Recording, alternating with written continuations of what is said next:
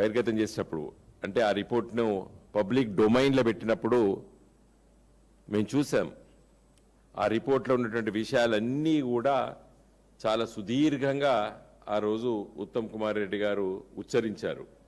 దాంట్లో కేసీఆర్ గారిని, ముఖ్యమంత్రి గారిని కూడా accountable for all the irregularities అనేటువంటి ఒక ప్రస్తావన కూడా పీసీ కమిషన్ రిపోర్ట్లో ఉన్న సందర్భంలో అవన్నీ చెబుతూ దీనికి కేసీఆర్ గారే బాధ్యులుగా చిత్రీకరించిండ్రు ఆ రోజు ఉత్తమ్ కుమార్ రెడ్డి గారు.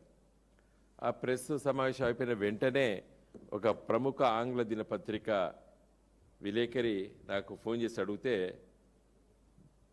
ఈ రిపోర్టు జ్యుడిషియల్ స్క్రూటికి నిలబడదు అని ఆ వెంటనే చెప్పడం జరిగింది.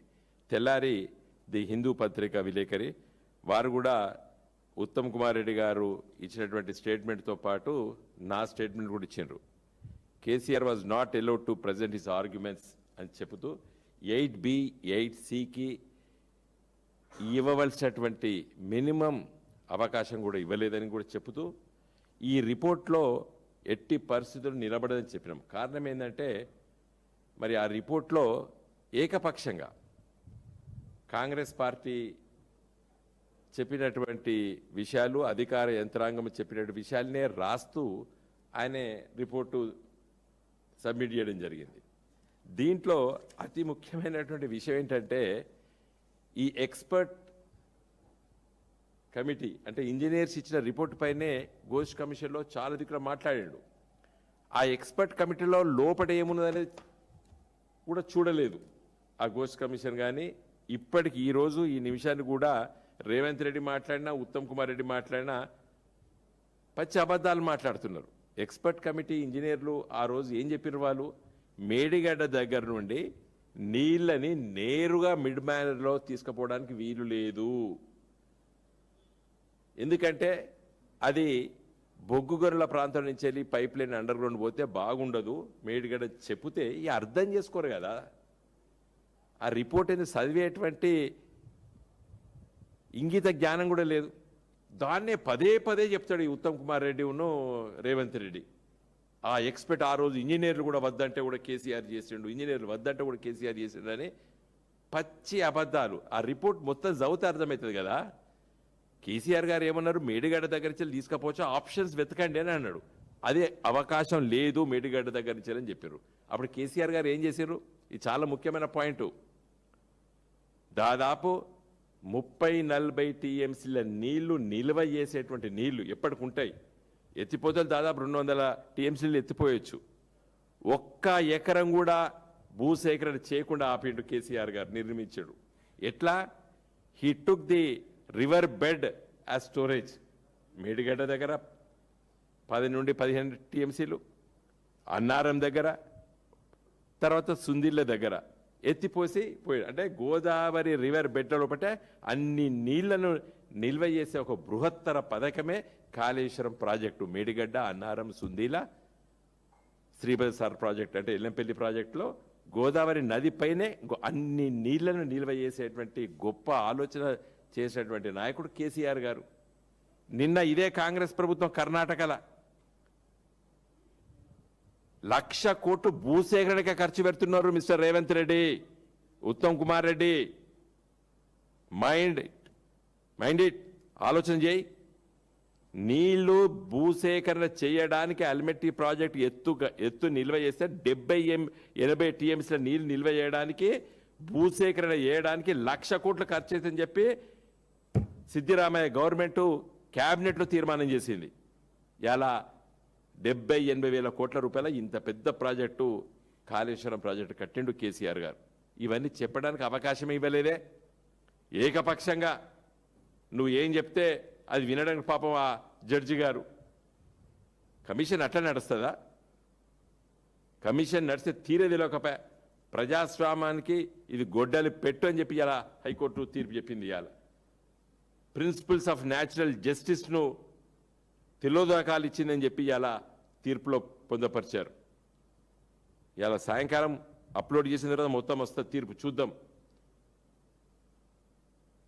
దీంట్లో ఇలా నిన్న ఎందుకు వేయండు మరి రేవంత్ రెడ్డి ఎక్కడికి మేడిగడ్డ దగ్గరికి ఎందుకు వేయండు ఇప్పుడు అర్థమైంది ఈయనకు అర్థం కావడానికి 2.5 ఏళ్ళు పట్టింది ఏది మేడిగడ్డను రిపేర్ చేయాలి అని అర్థం కావడానికి 2.5 సంవత్సరాలు పట్టింది రేవంత్ రెడ్డికి ఎందుకు ఉరికిండు ఎల్ నినో వస్తాంది గాబర పడ్డాడు కరువు అయితే దురదృష్టవశాత్తు కరువు రావద్దు వర్షాలు పడాలి దురదృష్టవశాత్తు కరువు వస్తే ఉత్తర తెలంగాణ జిల్లాలో మంచినీళ్ళు తాగడానికి కూడా నీళ్లుండవు ఎస్ఆర్ఎస్పిలోకి రావు నీళ్లు మిడ్మానేర్ ఎండిపోతుంది ఎల్ఎండి ఎండిపోతుంది కాకతీయ కెనాల్ ఎండిపోతుంది నీళ్ళు ఎక్కడుంటాయి ఎండాకాలంలో కూడా మేడిగడ్డ దగ్గర ఉంటాయి నేను చెప్పిన ఇదివరకు కూడా చాలామందికి కేసీఆర్ గారు ఆ రోజు ఆలోచన చేసినప్పుడు గంటల తరబడి కూర్చున్న వాళ్ళలో మాలాంటి వాళ్ళు ముఖ్యులు మేము ఎంత డీటెయిల్ రీసెర్చ్ చేసిండు కేసీఆర్ గారు మేడిగడ్డ అన్నారం సుందిల్లా 1,00,000 కోట్లు కూడా వీళ్ళు చెప్తే ఆడ మన కేంద్ర మంత్రి బీజేపీ వాడు కూడా గదే చెప్పిండు మంత్రి పార్లమెంట్లో నోటీస్ ఇష్యూ చేసినాం వచ్చే పార్లమెంట్ సెషన్లో ఆయన సరిదిద్దుకోవాలి కేంద్ర మంత్రి బీజేపీ మంత్రి 1,00,000 కోట్లు నీళ్ళలో కొట్టుకపోయిన గోదావరిలో మరి ఎక్కడిది వెళ్ళినా పోలవరంలో వెళ్ళినా ఎక్కడిది వెళ్ళినా ఈ ప్రాజెక్టులు సిగ్గుండాల మాట్లాడాలన్న అర్థం కాక ఆలోచన పెట్టక మనసు పెట్టక వీళ్ళకి ఎట్లా అర్థమవుతుంది తెలంగాణ సమస్యల్ని తెలంగాణ కళ్ళతోని తెలంగాణ మనసు పెట్టి తెలంగాణ గుండెతోని పెడితే ఆలోచన అర్థమవుతుంది ఎందుకు ఉరికిండి నిన్న రేవంత్ రెడ్డి కొట్టుకపోయిందన్నాడు కదా మేడిగడ్డ కొట్టుకపోయిన దగ్గర పోయినావు నువ్వు కొట్టుకపోయింది కానీ నువ్వేంటివా నేను అంటలేను నువ్వే కొట్టుకపోయింది అన్నావు కదా కాళేశ్వరం కూలేశ్వరం అని మాట్లాడింది నువ్వే కదా ఇలా మేడిగడ్డ లేనిది ఉత్తర తెలంగాణ జిల్లాలో నీళ్లు ఉండవు ఎస్ఆర్ఎస్పి గురించి మాట్లాడతాడు ఈ కాంగ్రెసు తెలుగుదేశం పార్టీ సమైక్య ఆంధ్రప్రదేశ్లో 60 సంవత్సరాల సమైక్య ఆంధ్రప్రదేశ్లో తెలంగాణలో 600 కిలోమీటర్ల పై గోదావరి ప్రవహిస్తుంది తెలంగాణలో ఒకే ఒక ప్రాజెక్టు కట్టిండ్రు కాంగ్రెస్ ఓడు తెలుగుదేశం ఓడు 60 ఏళ్లలో ఒకే ఒక ఎస్ఆర్ఎస్పి కట్టిండ్రు కేసీఆర్ వచ్చిన తర్వాత ఎల్లంపల్లి కంప్లీట్ చేసినాం అన్నారం సుందిల్లా మేడిగడ్డ సమ్మక్క సారక్క సీతమ్మ ఇంకొకటి ఎస్ఆర్ఎస్పికును మధ్యలో మన ఎల్లంపల్లి మధ్యలో కూడా ఒకటి ఉంటుంది సో 6-7 బ్యారేజీలు కట్టినాం గోదావరి నది పైన 10 సంవత్సరాలు కూడా గోదావరి నది పైన 7 కట్టిండు కేసీఆర్ నువ్వు 60 ఏళ్ళలో ఒకటే కట్టావు కాంగ్రెస్ ఓడు తెలుగుదేశం ఓడు కేసీఆర్ గారికి తెలంగాణ కళ్ళతోని తెలంగాణ గుండెతోని తెలంగాణ మనసు పెట్టి ఆలోచిస్తాడు నువ్వు అవగాహన లేకపోయా దేవాదుల ఎక్కడ ఉన్నదని అడుగుతీవి కృష్ణా మీద ఉన్నదా గోదావరి నది పైన ఉన్నదా దేవాదులని కూడా తెలియకపోయా తెలుసుకోవాల్సిన అవసరం ఉంది కదా మాట్లాడేటప్పుడు ఇలా నీ వేసిన సిబిఐ ఎంక్వైరీ రిపోర్ట్ ఇదే ఘోష్ కమిషన్ పైన నువ్వు వేస్తే కుట్టుపడేసారు కమాన్ ఇలా మీరు తీసుకున్నటువంటి నిర్ణయాలన్నీ కూడా రాజకీయ కుట్ర కుతంత్రాలతో తీసుకున్నటువంటి నిర్ణయాలు ఇప్పటికైనా ఇవన్నీ బంద్ చేయి ఇంకా 2.5 సంవత్సరాలు సమయం చాలా పెద్ద సమయం 2.5 సంవత్సరాలంటే ఇప్పటికైనా తెలంగాణ ప్రజలకు రుణం తీసుకో వెంటనే మేడిగడ్డ బ్యారేజ్ రిపేర్ చేయి నీకు ఓటేసి ముఖ్యమంత్రి పదవి కుర్చీ మీద కూర్చోబెట్టినందుకు తెలంగాణ ప్రజల రుణం తీసుకో మిస్టర్ రేవంత్ రెడ్డి ఈ కుట్రలు కుతంత్రాలు ఇవన్నీ పక్కకు పెట్టు పంజయ్ ఈ తిట్ల వర్షం బంజయ్ తిట్ల వర్షం తిట్లు తిట్లు తిట్లు తిట్లు ఆ తిట్ల వర్షం బంజయ్ పనిపైన వడు కుర్చీని కాపాడుకో ఈ 2.5 సంవత్సరాలు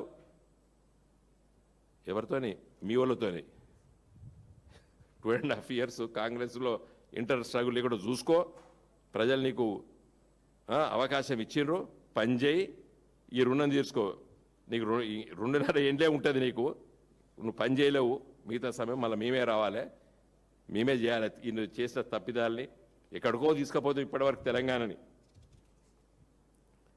నేను చెప్పిన నిపుణుల కమిటీ వాటిని కూడా వక్రీకరిస్తేవి వాళ్ళు చెప్పింది ఏంది it's part of the document రిపోర్ట్లా నేను చెప్పినా కదండి ఇన్ని నీళ్ళని గోదావరి రివర్ బెడ్లో ఇలా మనము నిల్వ చేస్తున్నాం. అదే అలిమెట్టి కోసం 1,00,000 కోట్లు భూసేకరణ ఖర్చు పెడతారు వాళ్ళు. కాబట్టి మా ఇంకా ఇకనైనా పనిపైన పడు, తిట్ల వర్షం బంద్ చేయి, ఈ మేడిగడ్డ బ్యారేజ్ని వెంటనే మరమ్మతులు చేయి. ఏమనుకున్నాడంటే ఈ 2.5 ఏండ్లు ఈ వర్షాలు పడితే గోదావరిలో కొట్టుకపోతుంది అనుకున్నాడు, నిజంగా కొట్టుకపోతుంది అనుకున్నాడు. అది భూకంపం వచ్చిన 1 మిల్లీమీటర్ కదలలేదు. భూకంపం అక్కడనే వచ్చింది. తెలంగాణలో పోయిన సంవత్సరం భూకంపము మేడిగడ్డ పక్కకే ములుగు జిల్లాలో వచ్చింది. ఇట్లా షేక్ అయింది మొత్తం, కానీ 1 మిల్లీమీటర్ కదలలేదు మేడిగడ్డ. మిల్లీమీటర్, మైండ్ ఇట్, అంటే ఎంటికి అంత కూడా కదలలేదు. మేడిగడ్డ బ్యారేజ్ అంత గట్టిగా ఉన్నది. జరిగిన 2 పిల్లర్లని రిపేర్ చేసి నీళ్లు ఇదివరకే కాపాడితే బాగుండు. నిన్న మిడ్ మానేర్లో మొత్తం ఎండిపోయింది. మిడ్ మానేరు కేసీఆర్ గారు ముఖ్యమంత్రి మిడ్ మానేరు ఎండాకాలంలో ఫుల్ ఉండే, ఇవాళ ఎండిపోయింది. ఎస్ఆర్ఎస్పి నీళ్ళు రావు ఇప్పుడు, ఈ నీళ్ళని ఎత్తిపోయాలి దాంట్లో. కాళేశ్వరం ప్రాజెక్ట్ అంటే ఇప్పటికీ అర్థం కాలేదు వీళ్ళకి. 2.5 ఏళ్ళలో పడ్డ కాళేశ్వరం అంటే మేడిగడ్డ అనుకుంటారు. ప్రజలను కూడా నమ్మేయడానికి ప్రయత్నం. కాళేశ్వరం ఈజ్ నాట్ మేడిగడ్డ అని చెప్పి మా హరీష్ గారు 100 సార్లు చెప్పిండు. నీకు అర్థమైతే లేదు మీకు. ఇప్పటికైనా నేర్చుకో, కొంచెం స్పృహతో మాట్లాడు. తెలంగాణ ప్రజలు నీకు ఇచ్చిన అవకాశాన్ని ఈ 2.5 సంవత్సరాలు పనిచేయి. జై తెలంగాణ.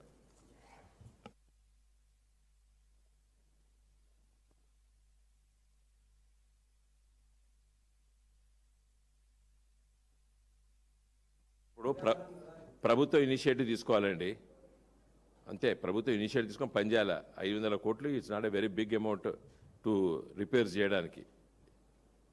కాబట్టి దాని తప్పు జరిగింది, ఇబ్బంది జరిగింది. మనకి ఇల్లు కట్టినప్పుడు అప్పుడప్పుడు కుంగుతాయి పిల్లర్లు. అది ఎందుకు జరిగిందో యాక్ట్ ఆఫ్ గాడ్, దురదృష్టవశాత్తు జరిగింది, దాన్ని రిపేర్ చేయాలి.